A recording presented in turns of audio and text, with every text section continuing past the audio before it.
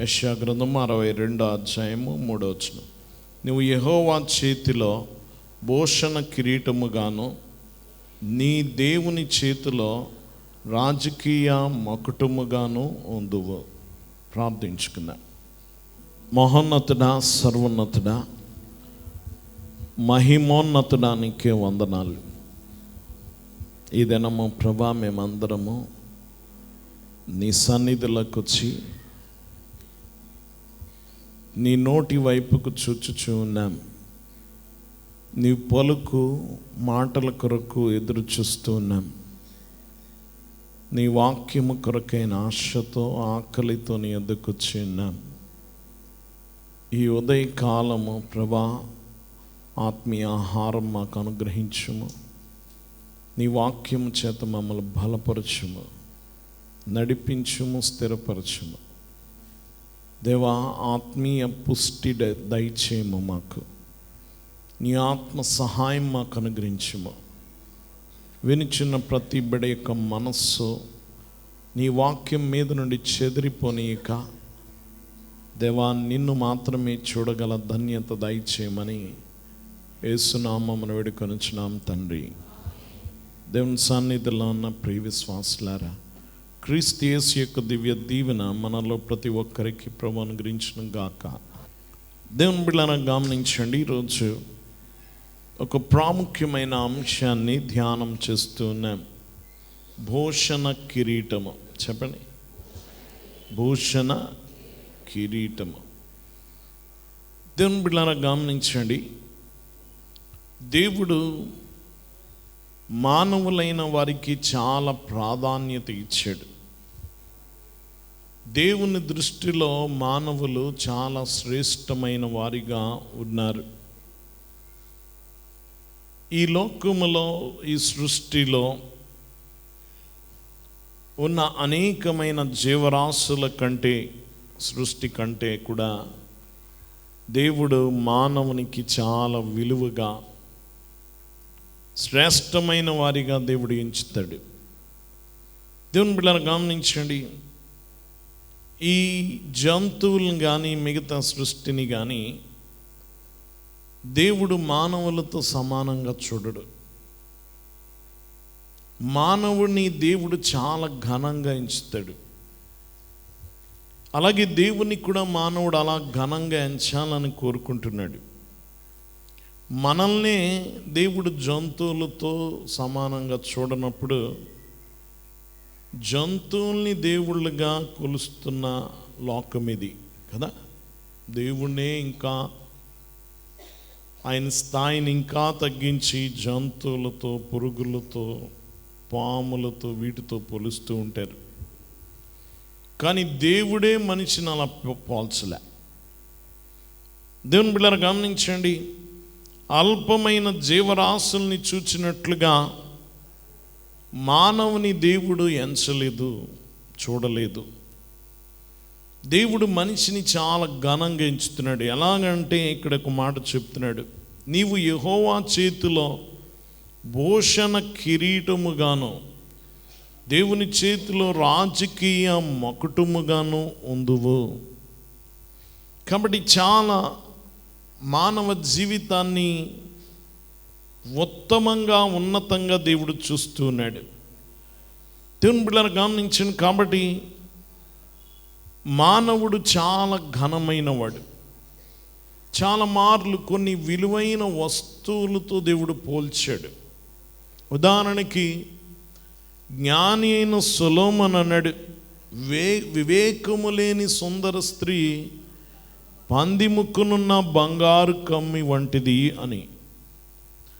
దేవుని బిడ్డలారా గమనించండి, వివేకము లేని సుందర స్త్రీ దేంతో పోల్చాడు? అందముంది కానీ ఆత్మీయ అందం లేకపోతే దేంతో పోల్చాడంటే ఒక జంతువుతో ఇక్కడే పోల్చాడు. అప్పుడు దిగజారాడు, పందితో పోల్చబడ్డాడు. దేవుని బిడ్డలారా గమనించండి, నీ సౌందర్యం దేంతో పోల్చాడు? ఒక చిన్న ఆభరణంతో పోల్చాడు. వాక్యం వింటున్న వాళ్ళ కాబట్టి మానవుని చాలా ఘనంగా దేవుడు ఎంచుతున్నాడు. దేవుని బిడ్డలారా గమనించిన హెబ్రీ పత్రిక 2వ అధ్యాయం 7వ వచనంలో, హెబ్రీ పత్రిక 2:7లో, నీవు దేవదూతల కంటే వానిని కొంచెము తక్కువ వానిగా చేసితివి, మహిమ ప్రభావములతో వానికి కిరీటము ధరింప చేసితివి. దేవుని బిడ్డలారా గమనించండి, దేవదూతల కంటే కొంచెము తక్కువ వానిగా అంటే వాటి ఆహార్యములో కానీ ప్రభావములో కానీ వాటి శక్తి సామర్థ్యాల్లో కానీ మానవుని కొంచెం తక్కువగా చేశాడట. కొంచెం తక్కువగా అంటే దేవదూతల కంటే మనం తక్కువ అని కాదు, వాటికి ఇవ్వబడిన శక్తితో కొంచెం తక్కువ. దేవుని బిడ్డలారా గమనించండి, దేవదూతలు మహాదూతలు ఉన్నారు, చాలా ఉన్నత దేవదూతలు ఉన్నారు, వాటి శక్తి సామర్థ్యాలు చాలా ఎక్కువ. లక్షల మందిని చంపేసింది దేవదూత కదా, అంత శక్తి మానవునికి లేదు, అంత సామర్థ్యం మానవునికి లేదు. కాబట్టి మానవుడు కొంచెం తక్కువ వాడికంటే శక్తిలో. కానీ మానవుడు దేవదూతల కంటే ఉన్నతమైన వాడు. దేన్ని బట్టి అంటే దేవుని ప్రత్యేకమైన ప్రేమ మనిషి పొందుకున్నాడు గనక వాటికంటే ఉన్నతమైన వాడే. ఎందుకంటే మానవుని మీద దేవుని రూపం ఉంది గనక. ఎవరి రూపం ఇది? దేవుని రూపం ఉంది. గమనించండి, దేవుడే నరరూపిగా వచ్చాడు, నరులను ఉద్ధరించడానికి ప్రాణం పెట్టాడు. దీనిని బట్టి దేవదూతల కంటే చాలా ఉన్నతమైన వారే. కానీ శక్తి సామర్థ్యాలు గమనించిన భూమి మీద ఉన్నప్పుడు అంత ఇవ్వలేదు వ్యక్తిగతంగా. కాబట్టి గమనించండి దేవుని సంగమా, మనము ప్రత్యేకమైన వారము. దేవుని బిడ్డలారా, దేవుని సింహాసనం మీద ఆయనతో సరిసమానంగా వధువుగా సిద్ధపడి కూర్చునేది మనమే. కాబట్టి చాలా ఉన్నతమైన వారం. ఎఫ్ఎస్సి పత్రిక 2వ అధ్యాయం 7వ వచనంలో, ఎఫ్ఎస్సి పత్రిక 2:7లో, క్రీస్తు యేసునందు మనల్ని ఆయనతో కూడా లేపి పరలోకమందు ఆయనతో కూడా కూర్చుండబెట్టను. ఎవరితో కూడా కూర్చుండబెట్టాడు చెప్పాలి? ప్రభుతో కూడా. కాబట్టి గమనించండి, మనం దేవదూతల కంటే కొంచెము తక్కువగా చేయబడిన మనలను వారికంటే ఎక్కువగానే దేవుడు హెచ్చించి తన చేతులతో ఎత్తుకున్నాడు, ఎత్తైన స్థితిలో కూర్చుండబెట్టాడు. పడిపోయిన లూసిఫర్కి ఈ స్థితి దక్కల, ఆయనతో సమానంగా కూర్చునే స్థితి. కాబట్టి గమనించండి, మనకి ప్రత్యేకమైన స్థితి ప్రభువును బట్టి కలిగింది. దేవుని బిడ్డలారా గమనించండి, మనల్ని ఎత్తి పట్టుకుంటున్నాడు. వాక్యం వింటున్న వాళ్ళరా గమనించండి. కాబట్టి ప్రత్యేకమైన వాడు దేవుడు మన ఎడల చాలా ప్రేమ కలిగి ఉంటాడు. మనము ఆయనకి ఎలాంటి వారమంటే భూషణ కిరీటముగా, ఆయన రాజకీయ మొకటముగా మనం ఉన్నామట. భూషణ కిరీటముగా. దేవుని బిడ్డలారా గమనించండి, వాక్యం వింటున్న వాళ్ళరా, ఆయనకు భూషణకి, ఆయనకు మహిమకరంగా ఉండాలి. మనము ఎలా ఉండాలి? మహిమకరంగా. కిరీటం పెట్టుకుంటే ఘనత వేరా కదా చెప్పాలి. దేన్ని బట్టి మహిమ? కిరీటం బట్టి కదా. దేవుని బిడ్డలారా, కిరీటాలు మన వాళ్ళు చాలామంది పిల్లలకి చక్కగా కిరీటాలు పెడుతూ ఉంటారు. చాలా ఘనంగా ఎలా కనబడాలని ఈ ప్లాస్టిక్ ఏదో పెడతాం, అదో ముచ్చట. కిరీటం అనేది ఒక ఔన్నత్యం, ఒక మహిమ. అలాగే గమనించండి, ఇక్కడ చెప్తున్నాడు, నీవు యెహోవా చేతిలో భూషణ కిరీటముగా. నువ్వే కిరీటమట. ఎవరికి? నీ దేవుని చేతిలో రాజకీయ మకుటముగా ఉన్నా. నువ్వు నిజంగా కిరీటముగా ఉన్నావా? మహిమకరంగా ఉన్నావా? దేవుని బిడ్డలారా గమనించండి, నిన్ను చాలా ప్రత్యేకమైన రీతిగా దేవుడు నిన్ను తయారు చేశాడు. మహిమకరంగా దేవుడు తయారు చేశాడు. దేవుని సంగమ గమనించండి, వాక్యం విని మనల్ని దేవుడు తన అరచేతుల మీద చెక్కుకున్నాడు. యెషయా గ్రంథం 49 అధ్యాయము 16 వచనములో, యెషయా గ్రంథం 49:16లో, చూడుము నా అరచేతిలో మీదనే నేను చెక్కి ఉన్నాను. దేవుని బిడ్డలారా, దేని మీద చెక్కాడట? తన అరచేతి మీద చెక్కాడు. చాలా ప్రత్యేకంగా చూచాడు మనిషిని. కాబట్టి మనము దేవునికి మహిమకరంగా ఉండాలి, దేవునికి ఘనత తేవాలి. మన ద్వారా దేవునికి ఏం కలగాలి? మనం నిజంగా కిరీటముగా ఉండాలి. దేవుని బిడ్డలారా గమనించండి, వాక్యం వింటున్న వాళ్ళరా, మనము దేవునికి కిరీటముగా ఉండాలి, భూషణ కిరీటముగా ఉండాలి. ఎప్పుడు నువ్వు భూషణ కిరీటముగా ఉంటావంటే ఆ దైవ లక్షణాలు కలిగి ఉన్నప్పుడే. దేవుని బిడ్డలారా, మనం చూస్తే కొన్ని భూషణ కిరీటాలు మనం చూద్దాం ఈరోజు. మొదటిగా కీర్తన గ్రంథము 96:9, పరిశుద్ధాలంకారములు ధరించుకొని యెహోవాకు నమస్కారము చేడి. ఏ అలంకారాలట? కాబట్టి పరిశుద్ధము అను భూషణ కిరీటము. చెప్పండి, పరిశుద్ధతను భూషణ కిరీటం. పరిశుద్ధాలంకారములు ధరించుకొని, నీ అలంకారాలు ఎలా ఉండాలట? పరిశుద్ధముగా ఉండాలి, అవి ధరించుకుని ఉండాలి. దేవుని బిడ్డలారా గమనించండి, వాక్యం వింటున్న వాళ్ళ అలంకారము ఘనత. నిర్గమకాండము 28 అధ్యాయం 2వ వచనములో, 28వ అధ్యాయం నిర్గమకాండం 2వ వచనములో, అతనికి అలంకారమును ఘనతయు కలుగునట్లు నీ సహోదరుడైన అహరోనుకు ప్రతిష్ఠిత వస్త్రములు కుట్టవలెను. ఏం కలగాలట? అతనికి అలంకారమును ఘనత కలగాలట. అతనికి అలంకారము ఘనత కలగాలి. నీ పరిశుద్ధత ద్వారా దేవునికి మహిమ. ఎవరికి మహిమ? దేవుని బిడ్డలారా, నీ పరిశుద్ధత ద్వారా దేవునికి మహిమ. గమనించండి, 28:40లో కూడా వారికి చాలా అలంకారములు వారి కుమారులకు కూడా కుట్టాడు. అహరోను అతని కుమారులకు కూడా. దేవుని బిడ్డలారా గమనించండి, కాబట్టి అలంకారము చాలా ప్రాముఖ్యమైంది. మనము పరిశుద్ధతను భూషణ కిరీటముగా మనం ఉండాలని దేవుడు కోరుకుంటున్నాడు. ఎలాంటి భూషణ కిరీటము? పరిశుద్ధత. దేవుని బిడ్డలారా, 1 పేతురు పత్రిక 1వ అధ్యాయం 15వ వచనం చదువుకుందాం.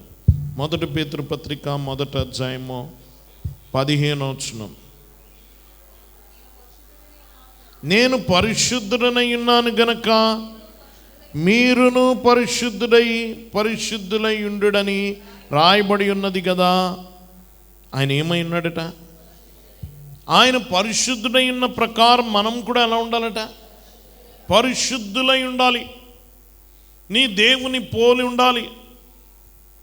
గమనించండి, నీ పరిశుద్ధత అనేది దేవుడు కోరుకుంటున్నాడు. ఆయన పరిశుద్ధుడై ఉన్న ప్రకారము మనం కూడా ఎలా ఉండాలి? నీ దేవుడు పరిశుద్ధ దేవుడు, కళంకము లేనివాడు. దేవుని బిడ్డలారా, అపవిత్రత లేనివాడు గనుక మనల్ని కూడా పరిశుద్ధులై ఉండమని కోరుకుంటున్నాడు. దేవుని బిడ్డలారా, మనం అలా జీవించడానికి, పరిశుద్ధ జీవితం జీవించడానికి మనల్ని మనము తీర్చిదిద్దుకోవాలి, సమర్పించుకోవాలి. ఏం చేయాలి? సమర్పించుకోవాలి. 1 తెస్సలోనికైయులకు రాసిన పత్రిక 4వ అధ్యాయం 7వ వచనంలో, 1 తెస్సలోనికైయులకు రాసిన పత్రిక 4:7, పరిశుద్ధులగుటకే దేవుడు మనల్ని పిలిచెను కానీ అపవిత్రులుగా ఉండటకు పిలవలేదు. దేనికి పిలిచాడట? అందరు చెప్ప. పరిశుద్ధులుగా ఉండడానికి. నువ్వు పరిశుద్ధంగా ఉండడానికి పిలువబడ్డా. దేవుని బిడ్డలారా గమనించండి, ఈరోజు చాలా ప్రాముఖ్యం. ఇదివరకు కూడా మనం చెప్పుకున్నాం, నీ గమ్యము పరిశుద్ధత అవ్వాలి, సుఖము కాదు. ఏం కాదు? పరిశుద్ధత. చాలామంది గమ్యము తప్పు గమ్యము. ఏంటో తెలుసా? దేవునిలోకి వచ్చాను, నాకేమి ఇవ్వలేదు దేవుడు. దేవునిలోకి వచ్చాను, నేనేం సంపాదించుకోలే. దేవునిలోకి వచ్చాను, నేనేం సుఖపడలే. నీ గమ్యం అది కాకూడదు. నిన్ను సుఖపెట్టడానికి, నీకు గమనించిన అనేక ఈవులు ఇచ్చి నేను ఐశ్వర్యవంతుని చేస్తానని దేవుడు నిన్ను పిలవలే. కడకు నువ్వేమవ్వాలంటే పరిశుద్ధుడు కావాలి. నీ ఎయిమ్, నీ గమ్యము, నీ గురేమవ్వాలి?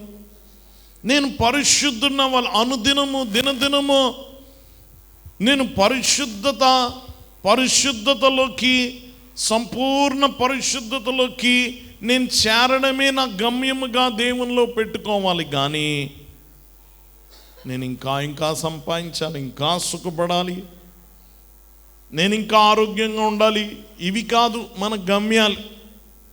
నువ్వు ఎలా ఉండడానికి దేవుడు నిన్ను పిలిచాడు? పరిశుద్ధులాగుటకే దేవుడు నిన్ను పిలిచాడు. ఆయన నిన్ను పరిశుద్ధుడిగా చేస్తాడు.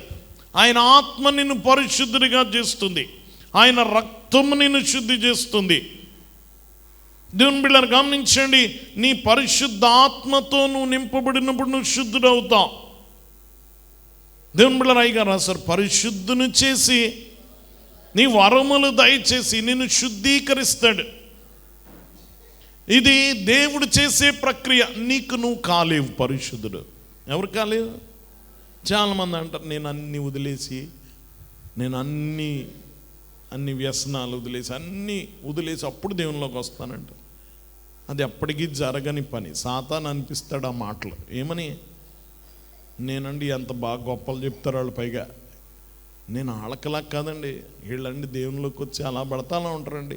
నేను అన్నీ వదిలేసి దేవునిలోకి వస్తాను. ఎప్పటికీ వదలలేవు నువ్వు.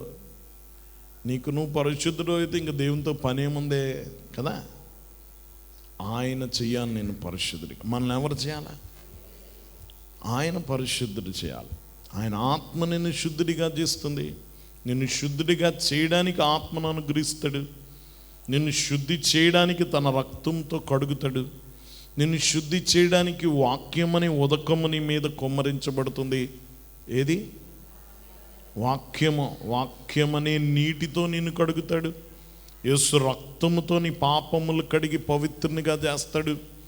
పరిశుద్ధ ఆత్మ నిన్ను పాపమును ఒప్పుకొన చేసి పరిశుద్ధుడు చేస్తుంది. కాబట్టి దేవుని యొద్ద నుండి నీకు పరిశుద్ధత రావాలి, కానీ నీలో నుండి పరిశుద్ధత అనేది పుట్టదు.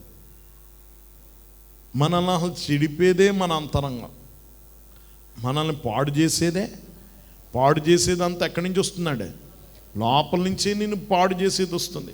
మరి శుద్ధి చేసేది నీ లోపల నుంచి ఎక్కడి నుంచి వస్తుంది? కాబట్టి ఆయన యొద్ద నుండి నీకు పరిశుద్ధత రావాలి.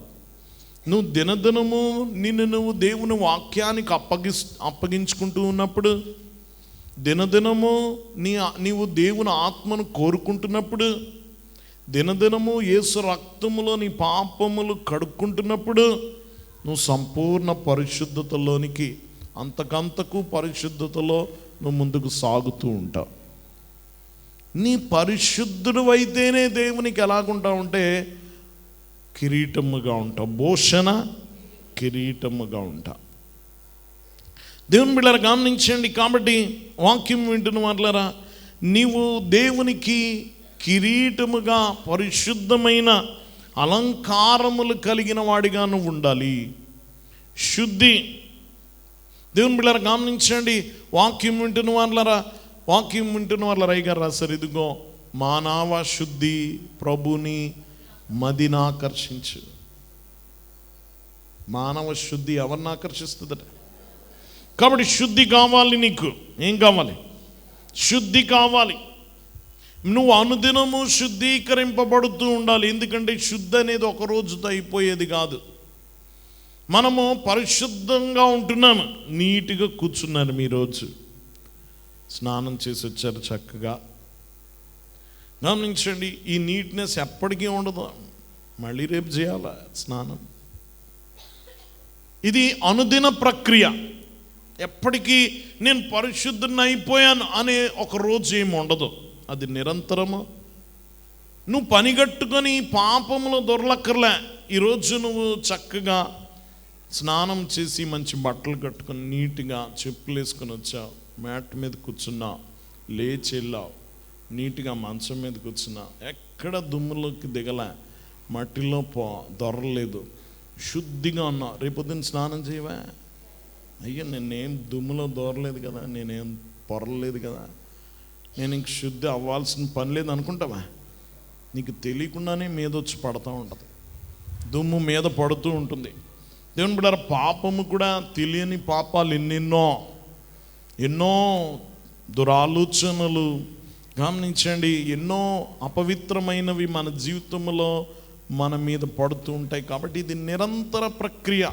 నువ్వు అనుదినము పాపము కొరకు చూసుకోవాలి, అనుదినము శుద్ధి చేసుకోవాలి, అనుదినము ఒప్పుకోవాలి, గమనించిన పరిశుద్ధుడు అవుతూ ఉండాలి.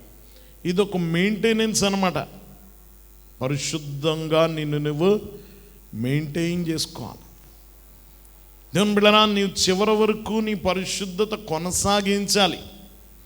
దాని కొరకు నువ్వు చేయాల్సిన కొన్ని పనులు చేస్తూ ఉండాలి.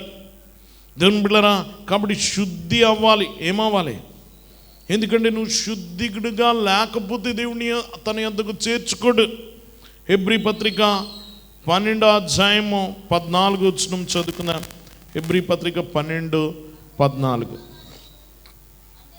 అందరితో సమాధానమును పరిశుద్ధతయు కలిగి ఉండుటకు ప్రయత్నించుడి, పరిశుద్ధత లేకుండా ఎవడును ప్రభువుని చూడడు. పరిశుద్ధత లేకపోతే ఎవరు ప్రభుని చూడరు. హృదయ శుద్ధి గలవారు ధన్యులు, ఎవరు చూస్తారు ప్రభుని? గమనించను, హృదయ శుద్ధి గలవారే చూస్తారు. పరిశుద్ధత లేకుండా ఎవడు ప్రభుని చూడలేడు.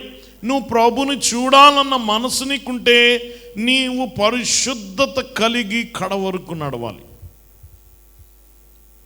దేవుని బిడ్డలారా, గమనించండి, చివరికి నేను పరిశుద్ధుడిని కావాలి, నన్ను శుద్ధుడిగా చేయి ప్రభు. దేవుని సన్నిధిలోకి వచ్చింది అందుకే. నీ అన్ని బాధ్యతలు దేవుడు చూసుకుంటాడు, ఈ లోక అవసరాలన్నీ దేవుడు చూసుకుంటాడు. అది నీకు ప్రాధాన్యం కాకూడదు. వాటి కొరకే నువ్వు బ్రతుకుతున్నట్టు బ్రతక్కు. ఈరోజు చాలామంది సమస్య ఇది, గురి తప్పు గురి. దేవుని దగ్గరికి రావడమే కోరికల చిట్టాతో వస్తాం. ఈ కోరికలు తీరకపోతే నువ్వు అక్కర్లేదు నాకు అనుకుంటా. కానీ నేను పిలిచింది నేను పరిశుద్ధిని చేయడానికి. గమనించి, నిన్ను పిలిచింది దేవుడు నిన్ను శుద్ధి చేయడానికి. కడకు నేను శుద్ధుని కావాలి. నేను నా జీవిత యాత్ర ముగించేసరికి నేను దేవునికి అంగీకారమగు రీతిగా నేను ఎలా ఉండాలంటే పరిశుద్ధంగా ఉండాలి. గమనించండి, పరిశుద్ధంగా ఉన్న నన్ను దేవుడు తీసుకోవాలి. దేవుని బిడ్డలారా, గమనించండి, దీన్ని నిరంతరము నన్ను శుద్ధి చేసుకునే దాని మీద దృష్టి పెట్టుకోవాలి. నేను నా పరిశుద్ధత మీద నా మనస్సు పెట్టి అనుదినము నేను శుద్ధిగా ఉంచుకోవాల్సిన బాధ్యత నాది. దేవుని బిడ్డలారా, గమనించండి, ఇదివరకు మందిరంలో ఒకరు ఉండేవారు. వారిది ఒక కారు నడిపేవారు అన్నమాట. ఆనర్ వేరేవారు, ఈయన డ్రైవర్ అన్నమాట.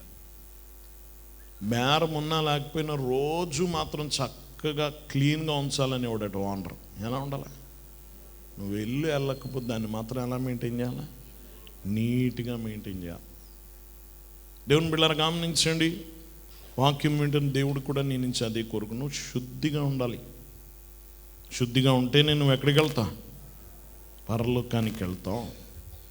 దేవుని బిడ్డలారా, కాబట్టి ఇది మొదటిది ఏంటిది? పరిశుద్ధతను భూషణ కిరీటం. రెండోదిగా చదువుకున్నాం సామెతల గ్రంథము 4వ అధ్యాయము.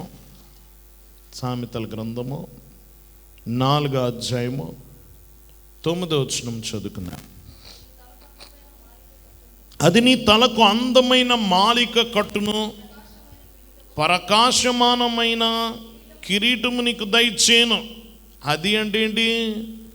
చూడండి, 5వ వచనం నుండి చదివితే, జ్ఞానము సంపాదించుకునుము, బుద్ధి సంపాదించుకునుము, నా నోటి మాటలను మరొకము, వాటి నుండి తొలగి. ఏం సంపాదించుకోమంటున్నాడు? గమనించండి, జ్ఞానము అది ఎలాంటిదో 9వ వచనంలో చెప్తున్నాడు. ఆ జ్ఞానము నీ తలకు అందమైన మాలిక కట్టును, ప్రకాశమానమైన కిరీటము నీకు. ఇంకో భూషణ కిరీటం ఏంటంటే జ్ఞానం. చెప్పండి, మొదటిది ఏంటి? పరిశుద్ధత. రెండోది జ్ఞానము. దేవుని బిడ్డలారా, జ్ఞానము గూర్చి లోతైన సత్యాన్ని చెప్తున్నాడు. దేవుని బిడ్డలారా గమనించండి, వాక్యం వింటున్న వాళ్ళరా, మనం చూస్తే 4వ అధ్యాయం 1వ వచనములో, కుమారులారా తండ్రి ఉపదేశం వినుడి, మీరు వివేకమునందునట్లు ఆలకించుడి. జ్ఞానం గురించి చెప్తున్నాడు. తండ్రి ఉపదేశము వినాలి. మీరు గమనించండి, మీరు వివేకమునందునట్లు ఆలకించుడి. ఆలకించుడు ద్వారా ఏమొస్తుంది? జ్ఞానము వస్తుంది. వినుట ద్వారా విశ్వాసమే కాదు, జ్ఞానం కూడా వస్తుంది. ఏమొస్తుంది? జ్ఞానం.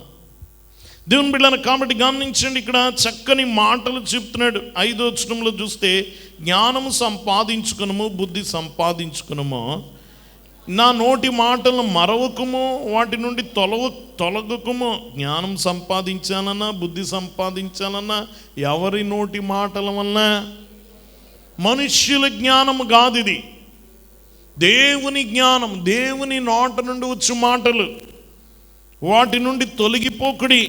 కింద 6వ వచనంలో చూస్తే, జ్ఞానమును విడవక ఉండిన ఎడల అది నిన్ను కాపాడును. ఏది కాపాడుతుందట? జ్ఞానాన్ని నువ్వు విడిచిపెట్టకపోతే జ్ఞానం నిన్ను కాపాడుతుందట. దాన్ని ప్రేమించిన ఎడల అది నిన్ను రక్షించును. దేన్ని ప్రేమించాలి? జ్ఞానాన్ని ప్రేమించాలట. జ్ఞానము సంపాదించుకున్నటే జ్ఞానమునకు ముఖ్య అంశము. జ్ఞానం కలిగిన వాడు ఇంకా ఏం సంపాదిస్తాడు? తెలివైనడు బోళ్ళు సంపాదించాడు అంట. దేని గురించి చెప్తా?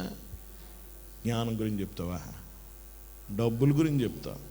కానీ జ్ఞానం కలిగిన వాడు ఏం సంపాదిస్తాడట? జ్ఞానమే సంపాదిస్తాడట. జ్ఞానం సంపాదించుటే జ్ఞానమునకు ముఖ్యాంశము. నీ సంపాదన అంతయు ఇచ్చి బుద్ధి సంపాదించుము. నీ సంపాదన అంతా ఇచ్చి ఏం కొనుక్కోమన్నాడు?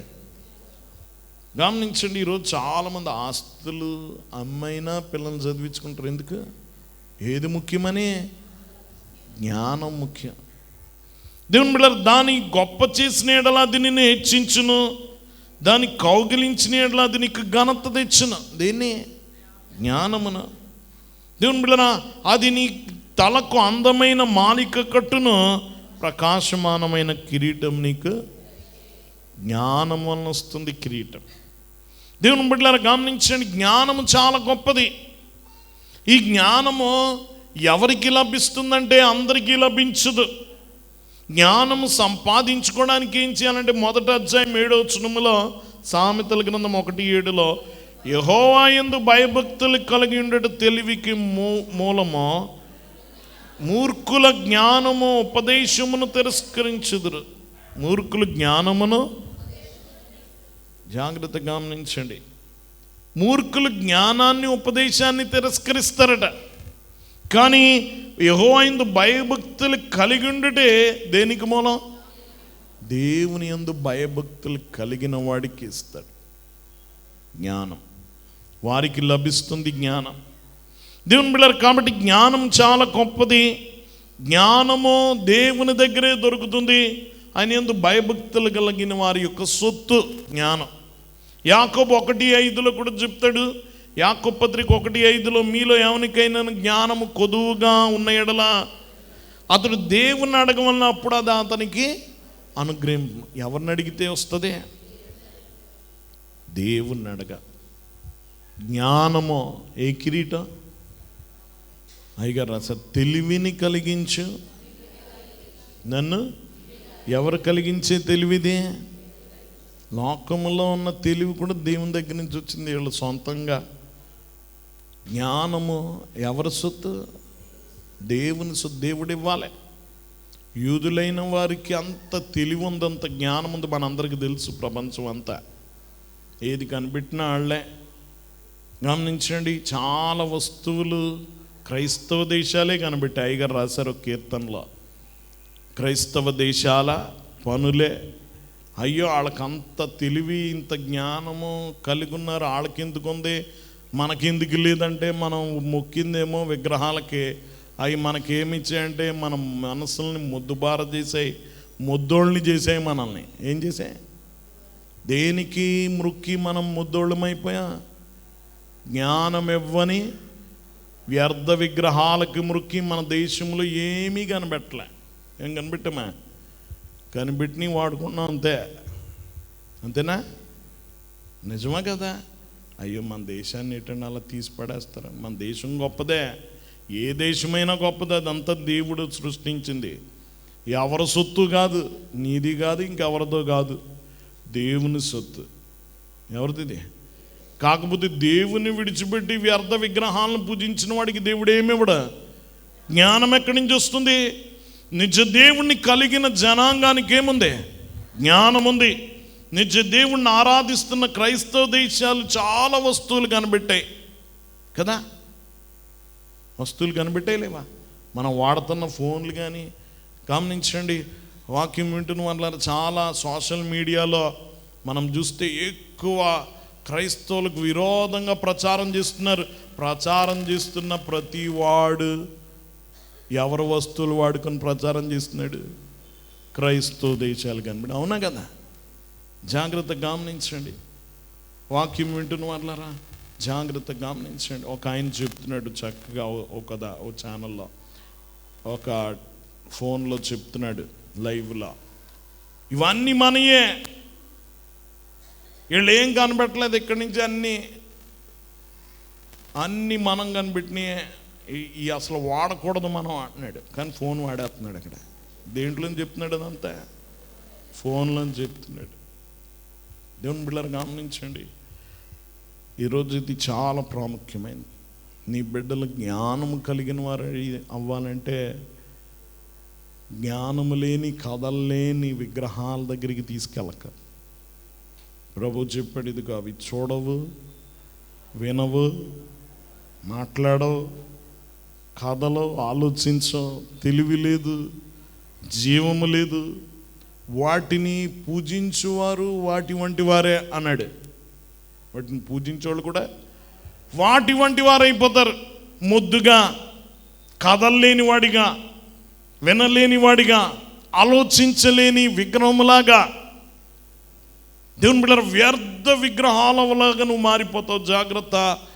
నీ బిడ్డలకు మంచి భవిష్యత్తు కావాలంటే నీ సజీవుడైన దేవుణ్ణి ఆరాధింపచేయి, జ్ఞాని అయిన దేవుణ్ణి ఆరాధింపచేయి, అంతేగాని విగ్రహాల దగ్గర విడిచిపెట్టక. దేవుని బిడ్డరా, విగ్రహ సంబంధమైన వాటి దగ్గరికి నడిపించుకో.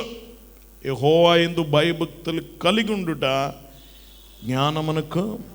గమనించండి, అన్ని క్రైస్తవ పాశ్చాత్య దేశాలన్నీ వృద్ధిలోనికి రావడానికి కారణం క్రైస్తవ్యం. నిజ దేవుణ్ణి ఆరాధిస్తున్నారు గనక ఈ జ్ఞానం అంతా వారి సొత్తు. జ్ఞానం ముఖ్యం, అది నీ కిరీటముగా ఉండాలి. దేవుని బిడ్డరా, నువ్వు తెలిసి ఆరాధించు. ఈ లోకం అంతటి ఆరాధన, నిజ దేవుని ఆరాధన ఒక్క మాటతో ప్రభు చెప్పాడు సామరీ స్త్రీ దగ్గర, మీకు తెలియని దానిని ఆరాధించువారు, మేము మాకు తెలిసిన దాన్ని ఆరాధించువారు. అదే వ్యత్యాసం. నువ్వు గుడ్డిగా ఆరాధిస్తావు, గమనించండి, సత్యాన్ని ఎరగకుండా ఆరాధిస్తావు. నిజంగా వాళ్ళ కథలు, వాళ్ళు చెప్తున్న ఇతివృత్తాంతాలు, వారు చెప్తున్న దేవుళ్ళు అనబడిన వారి చరిత్ర చూస్తే అతి నీచంగా ఉంటుంది. వారిని పూజించడానికి ఎంత మాత్రం అర్హులు కాదు. వాళ్ళు ఎంత మాత్రం అర్హులు కాదు, ఎంత మాత్రం అర్హులు కాదు. దేవుని బిడ్డలు గమనించండి, వారు ఎంత మాత్రము పూజార్హులు కాదు. దేవుని బిడ్డలు గమనించండి, వాక్యం వింటున్న వాళ్ళు కాబట్టి అలాంటి వారిని ఆరాధించు.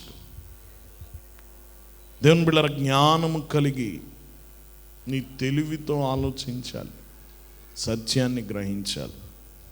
రెండోది ఇది. మూడోదిగా మనం చూస్తే సామెతల గ్రంథము 20వ అధ్యాయము 29వ వచనం, యవనస్తుల బలము వారికి అలంకారము, తలనెరవు వృద్ధులకు సౌందర్యం, యవనస్తుల బలము, వారికి అలంకారము. తలనెరవు వృద్ధులకు సౌందర్యం. మూడోది బలమనే భూషణ కిరీటం. ఏంటిదా? బలము. ఏంటడా? బలం. కండబలం కాదు. కానీ గమనించండి, వాక్యం వింటున్న వాళ్ళరా జాగ్రత్తగా గమనించండి. నువ్వు దైవిక ఆత్మబలం కలిగి ఉండాలి. ఏ బలం? ఆత్మబలం. కండబలం కూడా దేవుడిచ్చాడు. శరీరం, ఈ ఆరోగ్యాన్ని కాపాడుకోవడం మనది బాధ్యత. కానీ దాని మీద దృష్టి పెట్టకు. దేవుని బిడ్డలారా గమనించండి, కండబలం ఎప్పటికీ ఉండదు. మనుషులు బలము తగ్గిపోతుంది కదా, వయసు అయ్యి కొద్ది బలం తగ్గిపోద్ది. నువ్వు జబ్బు పడినా ఏమవుద్ది చెప్పాలి? వ్యాధిగ్రస్తుడు అయితే ఏమవుద్ది? బలం తగ్గిపోద్ది. దేవుని బిడ్డలారా గమనించండి, క్షీణించిపోతుంది ఈ బలం. ఈ బలము స్థిరం కాదు. దేవుని సంగమ గమనించండి, వాక్యం వింటున్న వాళ్ళ ఈ బలము తొందరగా పోతుంది. ఈ ప్రభు అనుగ్రహించే బలము పైనుండి వచ్చే బలం. ఎక్కడి నుంచో వచ్చే బలం. లూకా 24:49 చెప్పాడు, పైనుండి శక్తి పొందు వరకు. పైనుండి ఏమొస్తుంది? శక్తి వస్తుంది. అపోస్తలుల కార్యముల గ్రంథం 1:8 కూడా చెప్పాడు, పరిశుద్ధాత్మ మీ మీదకి వచ్చినప్పుడు బలము పొందుతారు, శక్తి పొందుతారు మీరు. ఎవరిచ్చు బలం? ఇది దేవుడు అనుగ్రహించు బలం. దేవుని బిడ్డలారా గమనించండి, వాక్యం వింటున్న వాళ్ళారా. కాబట్టి ఇది చాలా గొప్ప శక్తి, పై నుండి వచ్చే శక్తి దేవుడు అనుగ్రహిస్తాడు. ఆ శక్తి సామాన్యం కాదు.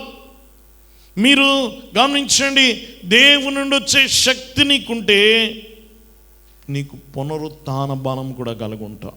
నువ్వు చచ్చిపోయినా మళ్ళీ లేస్తావు. చచ్చిపోయినా దేవుని బిడ్డలారా గమనించండి, మనం పడిపోతే వెళ్ళాము ఈ లోక శక్తితో. ఒకసారి దెబ్బ ఎదుటివాడు కొట్టాడు, నువ్వు పడిపోయి మళ్ళీ లేవడం కష్టం.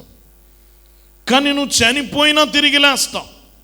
ఇది దేవుని నుంచి వచ్చే బలం. ఎక్కడి నుంచి వచ్చే బలం? దేవుని బిడ్డలారా గమనించండి, నీవు అలాంటి శక్తి పొందుకోవాలి. ఆత్మశక్తి. ఏ శక్తి? అని అంతరంగ పురుషునిలో నువ్వు బలం పొందుకుంటూ ఉండాలి. గమనించండి, వృద్ధి చెందుతూ ఉండాలి. ఆ బలమే అపవాదిని ఎదురుస్తుంది, నీ శరీర బలం కాదు. ఏ బలం? ఆత్మ బలముతో నువ్వు అపవాదిని ఎదిరిస్తావు. దేవుని బిడ్డలారా గమనించండి, జకరియా గ్రంథము 4:6 జకరియా గ్రంథము 4:6 శక్తి చేతనైనను బలము చేతనైనను కాక నా ఆత్మ చేతనే ఇది జరుగును. దేని చేత? శక్తి వలన కానిది, బలం వలన కానిది దేని వలన కలుగుద్దట? ఆత్మ వలన. కాబట్టి నువ్వు ఏ బలం కలిగి ఉండాలంటే ఆత్మ బలం. అది నీ భూషణ కిరీటం. అది నీ భూషణ కిరీటముగా ఉంటుంది. నీ బలం, ఆత్మ బలం కలిగిన వారు, ఆత్మతో పని చేసేవారు, ఆత్మతో పరాక్రమ క్రియలు చేసేవారు, ఆత్మశక్తి చేత మహాద్భుతాలు లోకంలో జరిగించేవారు. దేవునికి మహిమ కదా చెప్పాలి, మహిమ కదా. దేవుని బిడ్డలారా గమనించండి, మనం చూస్తాము, ఇదిగో ప్రభు పరలోకానికి వెళ్ళిన తర్వాత గమనించండి, పేతురు యోహానులు చాలా శక్తిమంతులుగా అయ్యారు. మందిరం బయట ఉన్న అవిటివాడి దగ్గరికి వెళ్ళాలి, ఇదిగో వెండి బంగారాలు మా దగ్గర లేవు, మా దగ్గర ఏముంది తెలుసు? యేసు నామం ఉంది, యేసు నామములో లేచినాడు అన్నారు. లేచి నడిస్తే ఎవరికి మహిమ వచ్చింది? ఎవరికి మహిమ? మరి వీళ్ళ భూషణ కిరీటం కదా. దేవుని ఆత్మ బలముతో మహత్కార్యములు చేసిన వారు ఆత్మ బలముతో దేవుని మహింపరిచారు. చూడండి, 120 మందికి ఆత్మ వచ్చినప్పుడు, దేవుని ఆత్మ దిగి వచ్చినప్పుడు, వారు భాషల్లో మాట్లాడుతున్నప్పుడు అనేక దేశాల నుంచి వచ్చిన వారు ఆశ్చర్యపోయారు. వీరు గలిలయుల కారా? వీరు మన భాషల్లో ఎలా మాట్లాడుతున్నారు? ఇంత పామరులు, దేవుని మహత్క్రియలు ఎలాగా వివిధ భాషల్లో వారు ఏ విధంగా వారు పలుకుతున్నారని ఆశ్చర్యపోయారు. దేవుని ఆత్మ నీ మీదకి వస్తే నువ్వు గొప్ప కార్యాలు చేస్తావు. లోకం ఆశ్చర్యపోతుంది. లోకము ఆశ్చర్యపోవట్లేదా? దేవుని బలము నువ్వు కోరుకోవట్లేదు, వాడుకోవట్లేదు. దేవుని ఆత్మ బలం కోరుకుంటే నువ్వు ఆత్మ సంబంధమైన శక్తితో నువ్వు గొప్ప కార్యాలు చేస్తుంటే దేవుడు మహిమనొందుతాడు. దేవుడు అలాంటి వాడు, కిరీటం లాంటి వాడు దేవునికి, పోషణ కిరీటం లాంటి వాడు. నువ్వు ఏమి చేతకాని వాడులా దేవుని శక్తిని వాడకుండా కూర్చుంటే దేవునికి ఉన్న మహిమ. ప్రజల్లో కలిసిపోయి ఏ అద్భుతం చేయలేదు, ఏ ప్రార్థన చేయలేదు, ఆవిడకి మేలు చేయలే. నీ వల్ల నీ దేవునికి ఏంటి ఘనత చెప్పాలి? నేను రక్షించుకున్నాడు, నీ వల్ల ఏంటి దేవునికి మహిమ? దేవుని బిడ్డరా, నువ్వు దేవుని ఆత్మ చేత వాడబడితేనే దేవునికి మహిమ. నువ్వు లేచి నిలబడాలి. నువ్వు చేయాల్సిందేం లేదు, ఆయనే శక్తి ఇస్తాడు, ఆయనే నిన్ను వాడుకుంటాడు. నీలో నుండి ఏమి తెమ్మంట్లా, నీలో నుండి సంపాదించమంట్లా, నీదేమి ఖర్చు పెట్టమంట్లా. నువ్వు నిలబడి నేను వాడుకుంటానంటున్నాడు. నువ్వు నిలబడి దేవుని కొరకు నిలబడితే చాలు, దేవుడు వాడుకుంటే ఆయనకే మహిమ తెచ్చుకుంటాడు. ఆయన నిన్ను వాడుకుంటాడు, తానుకు తాను నీ ద్వారా మహిమనందుతాడు. ఆయన మహిమ పొందకుండా అడ్డుకుంటుంది నువ్వే, నిన్ను నువ్వు అప్పగించుకోకుండా. దేవుని బిడ్డలారా, కాబట్టి గమనించండి. మూడోదిగా బలమాను భూషణ కిరీటం. ఏ భూషణ కిరీటం? నాలుగోదిగా మనం చదువుకున్నాం, గమనించండి. యెషయా గ్రంథం 52వ అధ్యాయము 1వ వచనం. 52:1. సియోను లెమ్ము, లెమ్ము, నీ బలము ధరించుకునుము, పరిశుద్ధ పట్టణమైన యెరూషలేమా, నీ సుందర వస్త్రములను ధరించుకునుము. ఏం ధరించుకోవాలట? నువ్వు ఆత్మ సంబంధమైన వస్త్రమును భూషణం ధరించుకోవాలి. ఏంటది? ఆత్మ సంబంధమైన వస్త్రాలు. గమనించండి. యెరూషలేమా, నీ సుందర వస్త్రములు ధరించుకునుమా. ఏం ధరించుకోవాలట? దేవుని బిడ్డలారా, గమనించండి. చాలా చాలా వస్త్రాలు ఉన్నాయి, ఆత్మ సంబంధమైన వస్త్రాలు. ఏ వస్త్రాలు? మన వస్త్రాలు ఎన్ని రకాలు ఉన్నాయి మీకు బాగా తెలుస్తుంది కదా. మనకు అవన్నీ తెలియదు, రకరకాలు చెప్తారు, చాలా అప్డేటెడ్గా ఉంటారు. అందులో కూడా ఈ కొత్తగా వచ్చిందండి, ఇది అదండి, ఇదండి, ఇది ఇక్కడదండి, అది అక్కడదండి, ఈ పట్టండి, ఆ పట్టండి, చాలా చెప్తారు కదా.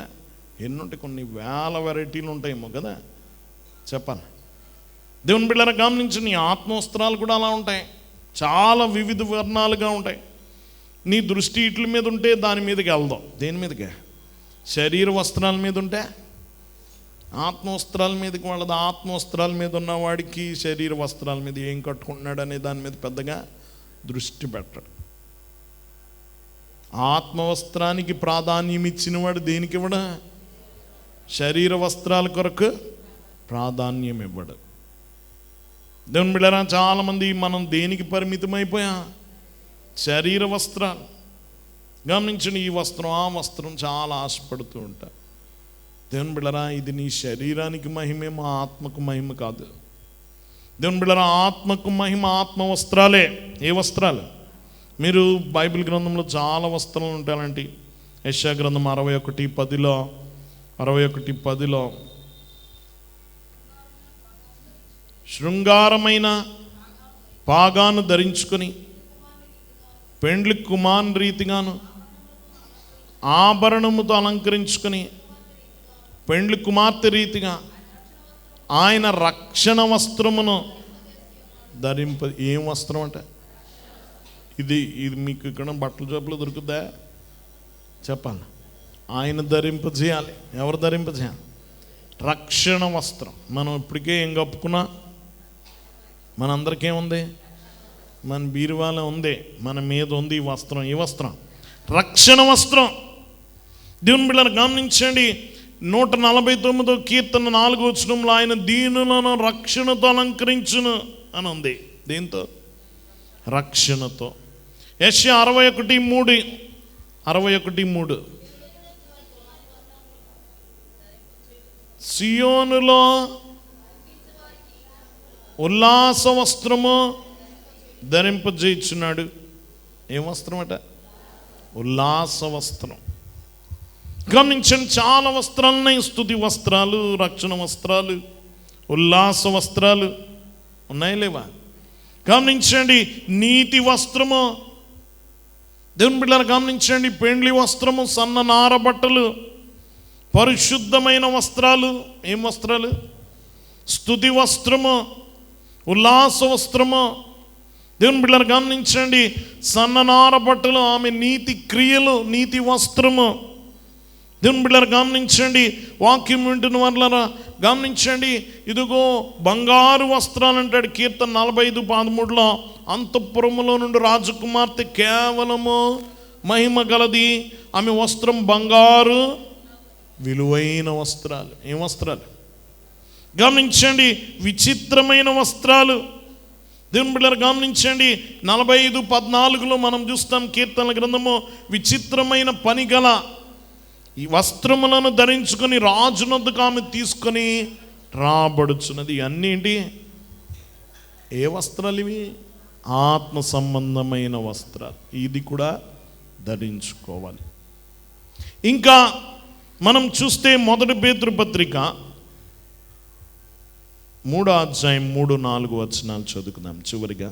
జడలు అల్లుకున్నటయు, బంగారు నగలు పెట్టుకున్నటయు, వస్త్రములు ధరించుకున్నటను, వెలుపటి అలంకారము మీకు అలంకారముగా ఉండక సాధువైనటియు మృదువైనటియునైన గుణమును అక్షయాలంకారములు గల మీ హృదయపు అంతరంగ స్వభావము మీకు అలంకారముగా ఉండవలను, అది దేవుని దృష్టికి మిగుల విలువ గలది. ఎవరి దృష్టికి? ఏ వస్త్రం, ఏ అలంకారం ఇది? అక్షయాలంకారం. చెప్పండి. అక్షయాలంకారం అంటే క్షయము కాని పాడవ్వని అలంకారం. ఎలాంటి వస్త్రం? పాడవ్వని. ఇవన్నీ పాడైపోతాయి కదా. మీరు మేకప్ వేసుకున్నారు ఎంతసేపు ఉంటుందా? కొంతసేపు ఉంటుంది కదా. మీ బట్ట మెరుపు ఎంతసేపు ఉంటుంది? ఒక ఉతుక్కు పడగానే ఏమవుద్ది? అయిపోయింది, ఉతుక్కి మెరుపు వెళ్ళిపోయింది కదా. గమనించండి, చాలా సోపులు మెరిసినట్టు చూపెడతాడు, మెరుపు పోతుంది అసలు. అది ఉతుక్గానే ఏం పోతుంది? ఈ మెరుపు పోగొడుతుంది అనమాట, మెరిసి. కాబట్టి గమనించండి, వీటి అలంకారము గమనించండి దేవుని ఎంత మాత్రం మెప్పించదు. ఇక్కడ ఏమన్నాడు చూడండి, బంగారు నగలు పెట్టుకున్నట్టు, వస్త్రములు ధరించుకున్నట్టును, వెలుపట అలంకారం మీకు అలంకారముగా నుండక, వాటి మీద దృష్టి పెట్టక, దేని మీద ఉండాలట? సాధువైనట్టు మృదువైనట్టు గుణమును. ఎలాంటిది? సాధు మృదువు. సాధు మృదు. ఈ రెండు జాగ్రత్తగా గమనించాలి. సాధు అంటే సాధువులు ఎలా ఉంటారా? సూట్ బూట్లు పట్టు చీరలు కట్టుకుని వెళ్తారా? ఎలా ఉంటారు? మామూలు బట్టలు సామాన్యంగా ఉంటాయి. అన్నీ విడిచిపెట్టిన వాళ్ళని ఏమంటారా? సాధు. దేవుని బిడ్డలారా, సాధువైనట్టు మృదువైన, నెమ్మది, తగ్గింపు కలిగింది. ఎలాంటిది? తగ్గింపు హృదయం. దేవుని బిడ్డలారా, దీర్ఘశాంతము. ఎలాంటి హృదయం? దీర్ఘశాంతము కలిగిన హృదయం. సాధువు మృదువుగా ఉండేది ఏం అలంకారం అట? అక్షయాలంకారం. నీ హృదయానికి ఉండే అలంకారం అన్నమాట. నీ అంతరంగా, ఇక్కడ అంటున్న అక్షయాలంకారములు గల మీ హృదయపు అంతరంగ స్వభావము, మీ హృదయపు అంతరంగ స్వభావమును మీకు అలంకారముగా ఉండవలెను. అదే ఉండాలట, ఇది ఉండకూడదట. ఏది ఉండకూడదు? జడలల్లుకునుట. అంటే ఆ దేశంలో జడలల్లుకునుట ఫ్యాషన్ అనమాట. మన దగ్గర ఇప్పుడు వదిలేయడం ఫ్యాషన్. ఏం చేయడం ఫ్యాషన్ కదా. ఇప్పుడు అల్లుకోకపోతే ఏమంటారు? ఇక్కడ ఫ్యాషన్ అనుకుంటారు. దాని అర్థం ఏంటంటే అల్లుకోవద్దని రేపటి నుంచి మొత్తం దయ్యంలా వదిలేసి వచ్చారనుకోండి. మా పాస్టర్ గారు చెప్పారు, ఇలాగ వేసిరమ్మని. పెద్ద సమస్య. మన దేశంలో చక్కగా ఏం వేసుకోవడం, పెద్ద స్టైల్గా లేరు అంటారు కదా. వేసుకుంటే కదా కొత్తిమీర కట్లా వదిలేశారనుకోండి, అది ఎలా ఉన్నట్టు? స్టైల్ అనమాట. ఇప్పుడు ఎవరు వేసుకోవట్లేదు ముందుకి వెనక్కి. గమనించండి. కాబట్టి వాటి మీద దృష్టి పెట్టద్దు. దేని మీద పెట్టద్దు? గమనించిన వాటి మీద శ్రద్ధ పెట్టద్దు.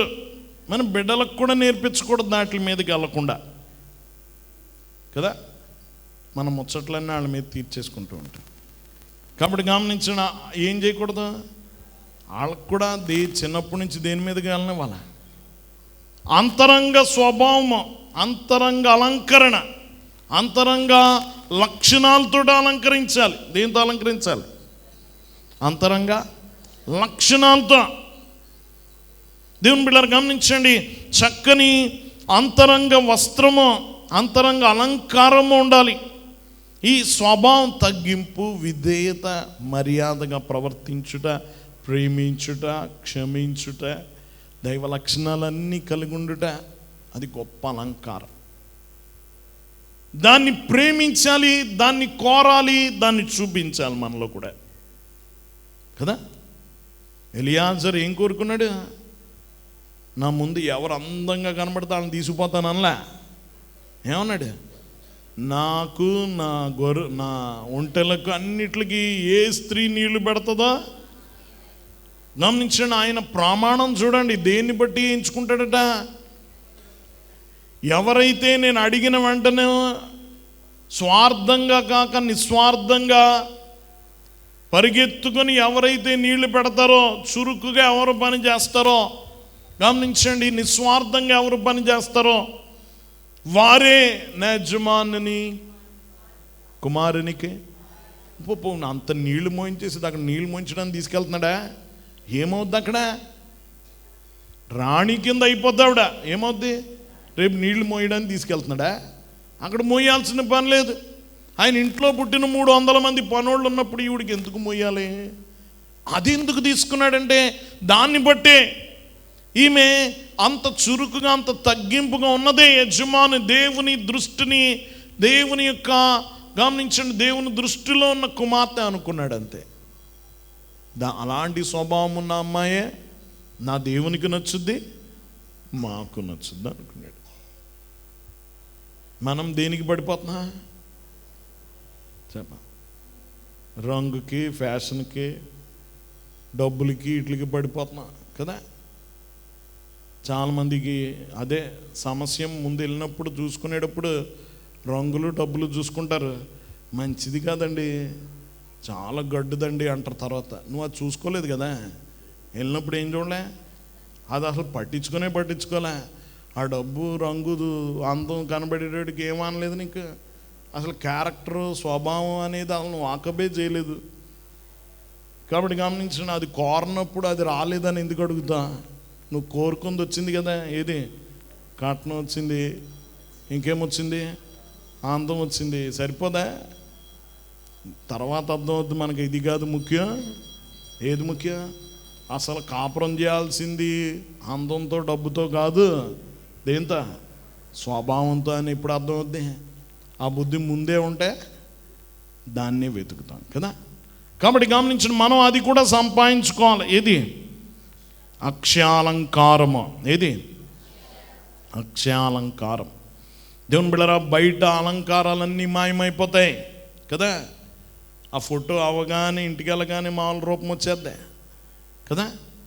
పెళ్ళైన కాసేపుడిగా అదంతా దిగిపోద్ది, అవన్నీ దిగిపోతాయి, మాయమైపోతాయి అవన్నీ. గమనించండి, నువ్వు ఉదయాన్నే లేవగానే ఎవరినో చూసినట్టు అనుకుంటావు అనమాట. ఇంకా దేవుని బిడ్డలారా, కాబట్టి జాగ్రత్త, వాటి మాయలో పడకు. దైవిక స్వభావం నిత్యం ఉంటుంది. నిత్యం ఉంటుంది.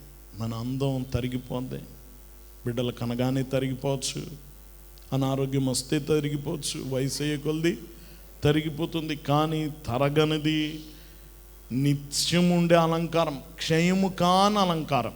ఏం అలంకారం? అక్షయాలంకారము. దైవిక స్వభావం, దైవ లక్షణాలు కలిగిన హృదయం.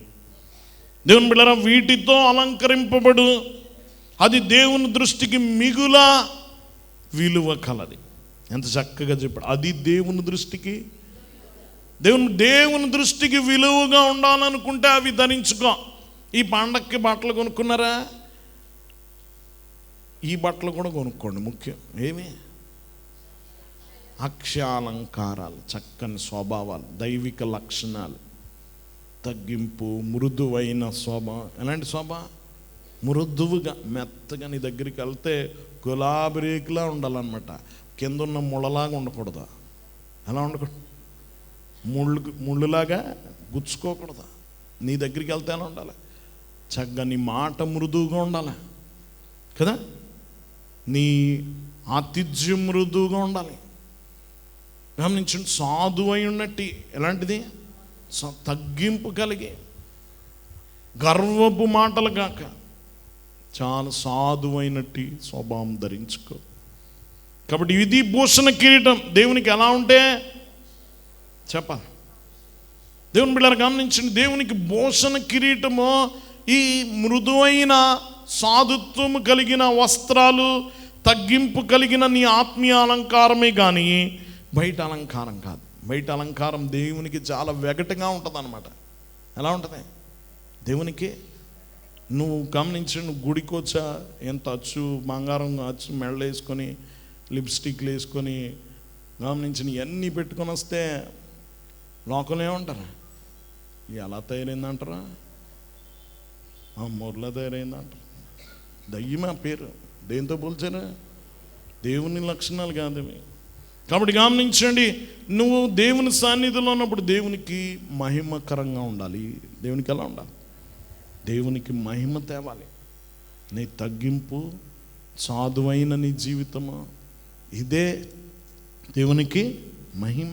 కొంతమంది గమనించండి, చక్కగా మంచం మీదకి వాక్యాలు చెప్పేవాళ్ళు కూడా లిప్స్టిక్లు వేసుకొని తిరుగుతూ ఉంటారు. లోకంలో చూస్తూ ఉంటారు.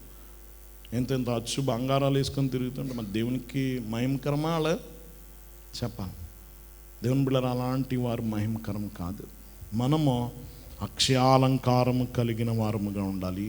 5 విషయాలు చెప్పుకున్నాము. 1, పరిశుద్ధతను భూషణ కిరీటము. 2, జ్ఞానమును భూషణ కిరీటము. 3, బలము. ఏ బలము? ఆత్మ బలమును భూషణ కిరీటము. 4, ఆత్మ సంబంధమైన వస్త్రములను భూషణ కిరీటములు. ఇంకా అక్షయాలంకారమును భూషణ కిరీటములు. ఇవి నువ్వు కలిగి ఉంటే నువ్వు ఎలా ఉంటా? దేవుని చేతిలో భూషణ కిరీటముగా, నీ దేవుని చేతిలో ఎలాంటి మకుటముగా? రాజకీయ మకుటముగా ఉంటా. అలా ఉండగల ధన్యత ప్రభు మనెల్లరికి అనుగ్రహించును గాక. మోకరించుకుందాం. దయనిధి ప్రేమ స్వరూపుడ మహోన్నతుడా, నీకు వందనాలు. నీ వాక్యంలో నుండి మాతో మాట్లాడినందుకు వందనాలు ప్రభా. విన్న వాక్యం మా జీవితంలో ఫలింపు చేయండి. నీ ప్రతి మాట ద్వారా మేము జీవించడానికి సహాయం చేయి ప్రభా. దేవా, వినిచిన ప్రతి బిడ్డ యొక్క మనసుని తట్టు త్రిప్పుకునమా దేవా. నీ వాక్యము ద్వారా మాత్రమే నీ మనసు ఎరిగి ఉండగలము గనక, నువ్వు ఏమి కోరుకుంటున్నావో, నువ్వు దేని అందు ఆనందిస్తావో, మేము ఎలా ఉండుట నీ సంకల్పము నీ వాక్యము ద్వారా తెలుసుకున్నట్టు మాత్రమే కాక అలాగుండడానికి మేము నిరంతరము ప్రయత్నిస్తూ దేవా, నీ సహాయము ద్వారా మేము మెరుగుపడి ఆత్మీయంగా వృద్ధి చెందుటకు సహాయం చేయమని యేసు నామమున వేడుకొనుచున్నాం తండ్రి. ఆమేన్.